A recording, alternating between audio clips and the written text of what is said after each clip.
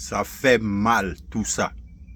Je me lève, je leur dis que mon pays, la Côte d'Ivoire, le pays dirigé par Alassane Ouattara, je leur dis que la Côte d'Ivoire est un choix du bon Dieu, une terre bénite par Allah subhanahu wa ta'ala. Rien à dire, la Côte d'Ivoire est la côte de l'humanité. On dit, quelqu'un qui n'a pas de côte ne peut pas vivre.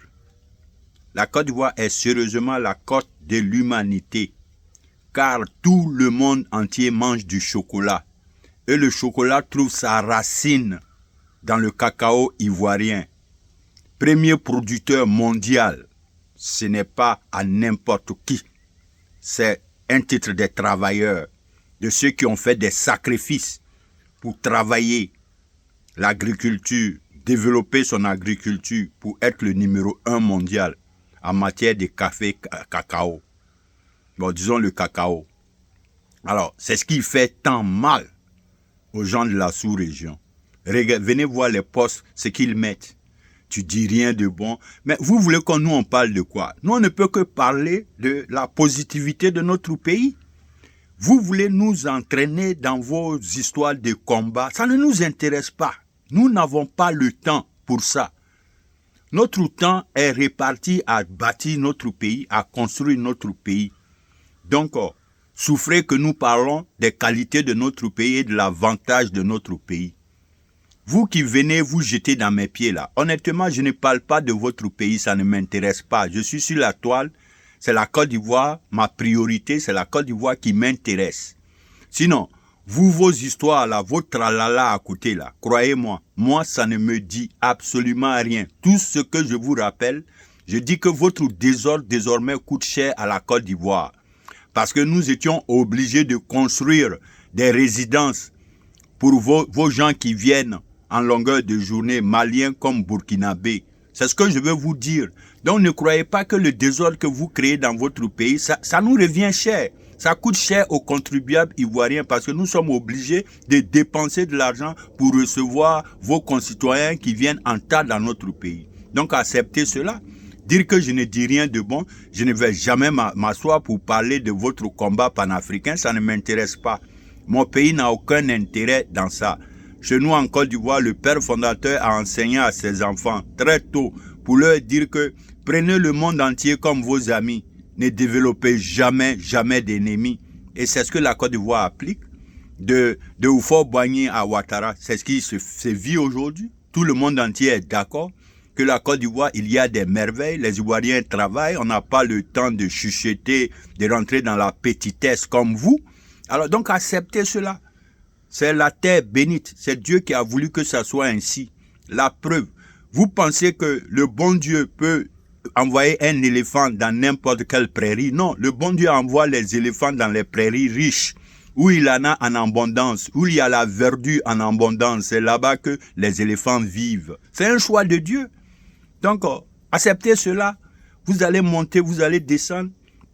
Tout le bienfait des Ivoiriens aujourd'hui que vous ne voulez pas accepter et vous voulez les combattre, le bon Dieu ne vous donnera jamais le dessus parce que le bon Dieu est témoin de l'effort que fait les Ivoiriens pour vos différents pays, vos différents concitoyens qui viennent à multitude aujourd'hui en Côte d'Ivoire. Alors, donc vous pensez que les Ivoiriens feront tous ces efforts, s'engager tant pour mettre vos compatriotes à l'aise et vous, les piailleurs, les akpanis des réseaux, vous pouvez changer quoi? Vous ne pouvez rien changer.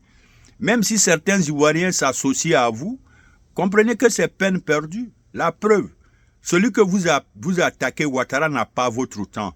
Ouattara a le temps de réfléchir, de trouver les voies et moyens pour faire avancer son pays. Parce que c'est cette formation qu'il a fait toute sa vie. Comment faire avancer les républiques, les nations? Parce que travailler dans les grandes institutions comme il a fait, son travail était d'aider les pays à s'épanouir. Donc aujourd'hui, s'il est président de la Côte d'Ivoire, ne soyez guère surpris donc. Tout ce qu'il fait, ça fait partie de lui. Il a été à l'école, il a appris.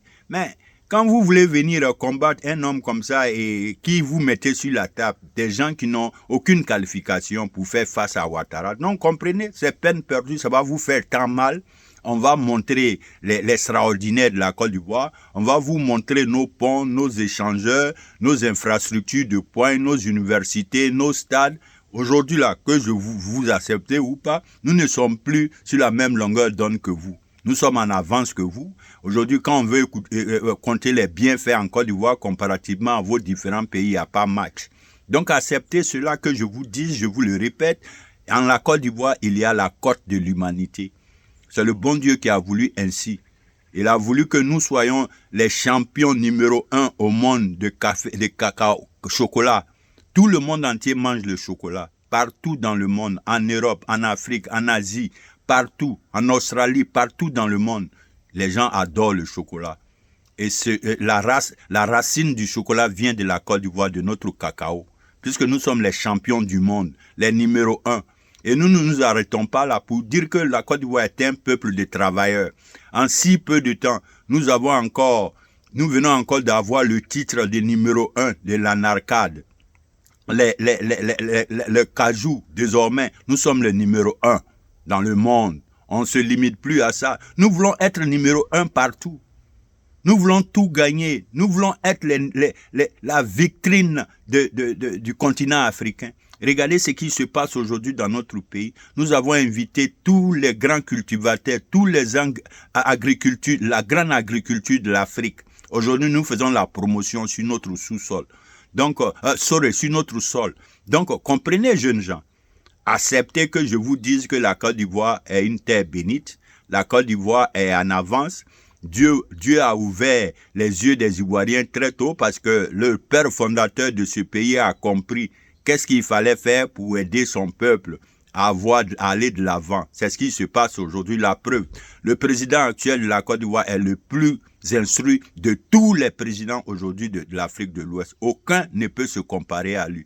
Quand on parle de sa carrière, quand on parle de sa profession, quand on parle de l'expérience, quand on parle de son vécu, aucun d'eux ne peut se mettre à son niveau. Donc, le mieux pour vous là, vous allez piailler, vous n'allez pas aller quelque part, mais on vous dit que le désordre dans vos différents pays revient cher désormais à la Côte d'Ivoire parce que nous avons construit des résidences. Ces résidences-là, vous pensez que quoi? Allez-y voir, c'est construit en dur, briques, ciment, tôle. Donc, c'est pour vous dire quoi? Électrifier, de l'eau, tout. Donc, vous pensez que c'est quoi? On se lève du jour au lendemain pour faire? Vous prenez vos différents pays-là. Montrez-nous quelque chose que vos dirigeants actuels ont pu régler pour vous sur votre sol. Il n'y en a pas. Donc, jeunes gens, comprenez, vous allez souffrir. Vous allez sérieusement souffrir et moi, je ne vais jamais arrêter de parler des prouesses de mon pays. Et je n'ai aucun intérêt, je vous dis, je vous le répète, de parler de vos différents pays. Rien ne m'intéresse là-bas. Tout ce qui m'intéresse, c'est la Côte d'Ivoire. Qu'est-ce que la Côte d'Ivoire va devenir? Qu'est-ce que la Côte d'Ivoire sera? Où la Côte d'Ivoire s'en va? C'est ça, moi, mon problème. Sinon, arrêtez de venir vous jeter tout le temps sur mes pages, dans mes pieds. Je ne vous calcule pas. On n'a rien ensemble, les gars. On ne réfléchit pas de la même manière. Quand vous-même, vous voyez vos peuples et les peuples ivoiriens, on ne voit plus les choses de la même manière, les gars. Nous sommes dans le standard européen. On ne fait plus même course, on ne joue plus même championnat que vous. Donc, comprenez ça. Donc, habituez-vous à voir toujours que nous allons parler des prouesses et de la capacité d'exécution de Ouattara. Celui-là qui est devenu en si peu de temps le bâtisseur du 21e siècle. Parce que ce qu'il fait aujourd'hui, c'est du jamais vu dans le continent. En si peu de temps, le monsieur a transformé la Côte d'Ivoire. C'est de ça qu'on parle. Donc, il faut que vous acceptez cela. Ce que quelqu'un a dans la tête intellectuellement, on ne peut pas l'enlever. Personne ne peut lui couper donc la tête. Donc, c'est pour dire que vos petits dirigeants seront des petits jusqu'à la fin du jour. À moins qu'ils partent à l'école pour avoir de l'expérience, pour avoir la connaissance, pour avoir la vision comme ado, avant de penser à quoi que ce soit. Donc, jeunes gens, prenez votre mal en patience. C'est le bon Dieu qui a voulu que la Côte d'Ivoire soit votre patron. Nous avons été votre patron au temps de notre père fondateur. Nous resterons votre patron au temps d'Alassane Ouattara. Et après Alassane, nous resterons toujours vos patrons. Donc, vraiment, prenez votre mal en patience et calmez-vous. Tant que vous allez venir mettre des sottises sur moi, Boubacar, ma page, je vais vous montrer que moi, je n'ai pas mal à la bouche. Vous pouvez dire tout ce que vous voulez, mais moi, le plus important, c'est la Côte d'Ivoire. Qu'est-ce que la Côte d'Ivoire devient? l'avancement de la Côte d'Ivoire, l'épanouissement de la Côte d'Ivoire, le développement de la Côte d'Ivoire, les merveilles de Ouattara. C'est de ça que je vais vous parler en longueur de journée. Et je sais que vous avez sérieusement du mal à cela. Parce que qu'est-ce que vous avez tendance à dire? Tu dis rien de bon. Oui, je dirai quelque chose de bon quand je vais mettre ma bouche dans vos combats panafricains qui n'ont ni tête ni queue. Ça ne nous intéresse pas. Nous n'allons jamais nous mêler, nous n'allons jamais parler de ça parce que ça n'apporte rien à notre peuple. Merci.